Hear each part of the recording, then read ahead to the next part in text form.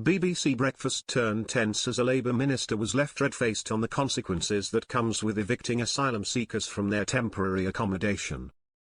On Tuesday, August 19, a council was granted a temporary High Court injunction blocking asylum seekers from being housed in an Essex hotel.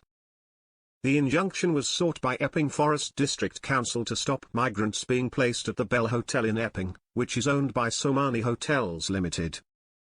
In recent weeks, thousands of people have protested near the hotel after an asylum seeker living there was charged with sexually assaulting a 14-year-old girl in the town.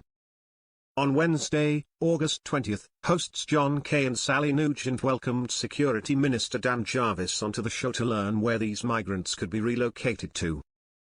He began, "We are working on contingency options for where those people can be accommodated, but we've never thought that hotels were a long-term sustainable solution for accommodating asylum seekers. That's why the government made a very clear commitment to reduce to zero the number of hotels that are being used to accommodate asylum seekers.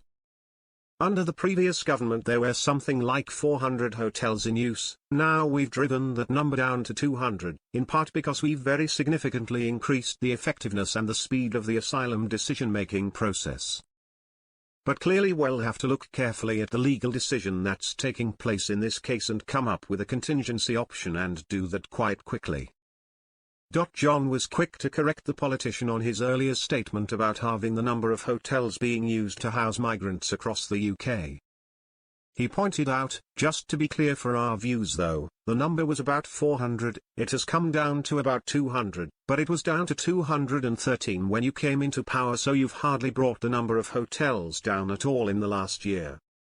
The politician argued, "Well, that we've done is very significantly increase the asylum decision-making process, so that is increased by 116% since this government. We've returned 35,000 people who didn't have a right to be here, and we've redirected the resource the previous government put in place, a very significant resource for the Rwanda scheme, to be able to make sure we make much more effective and much more rapid decisions around people's asylum status."